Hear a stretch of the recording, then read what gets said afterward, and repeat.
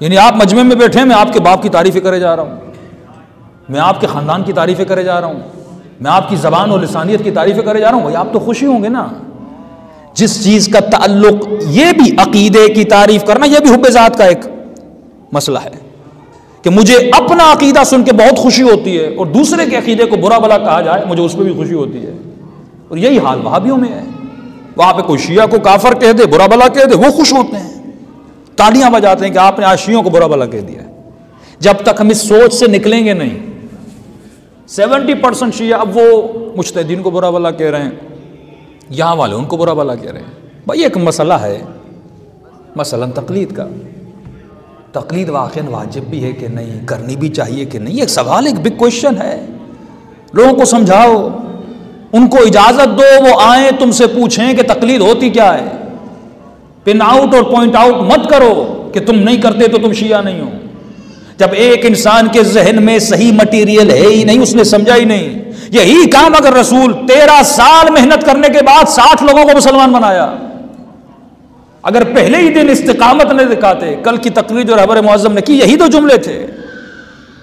फरमाया एक जज्बा ईमानी शुहदा में था शहीद कासिम सुलेमानी में, दूसरी सिफत इस्तिकामत थी।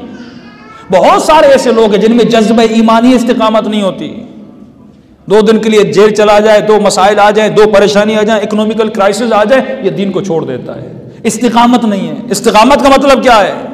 कि अब्बास के बाजू कट जाए लेकिन हुसैन में इस्तिकामत है, अली असगर का गला कट जाए पर हुसैन में इस्तिकामत है। हमने कब इस्तिकामत दिखाई? ईरानी कौम ने इस्तिकामत दिखाई है। 30 ईयर से इकोनॉमिकली क्राइसिस है। जिस मुल्क के पास दुनिया का सबसे ज्यादा सेकंड लेवल पे गैस है, जिस मुल्क के पास सबसे ज्यादा पेट्रोल है, कोई खरीदने वाला नहीं है। अपने खर्चे पर पाकिस्तान के बॉर्डर तक गैस पाइपलाइन बिछाते हैं, अपने खर्चे पर मिलियंस ऑफ डॉलर खर्चा करते हैं, हम ले नहीं रहे। इतने सैंक्शन उस मुल्क पे हो, लेकिन उसने इस्तिकामत दिखाई है।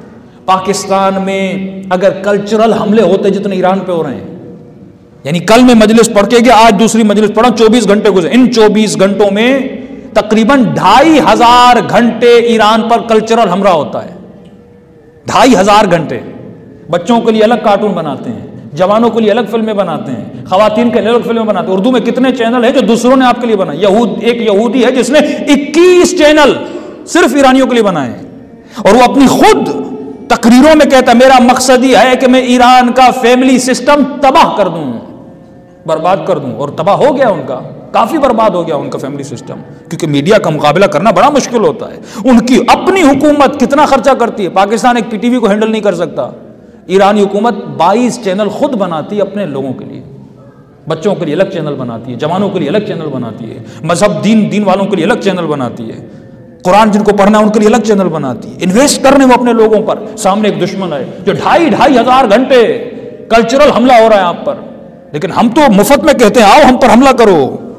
हमारा सेंसर बोर्ड सेंसर नहीं करता। ड्रामों में शराब का पिलाना दिखाया जाता है, गाने दिखाए जाते हैं, बेहयाइयां दिखाई जाती हैं, ना मशरू ना जायज ताल्लुकात दिखाए जाते हैं। जब आपकी बेटी, जब आपका बेटा एक चीज को नॉर्मल हालत में देखेगा, एक जुमला याद रखिए, कहते हैं नकल कुफ्र, कुछ चीजें ऐसी हैं जिनका नकल करना हराम है। वो कौन सी चीजें हैं? मुहर्रमात में जिना का होना,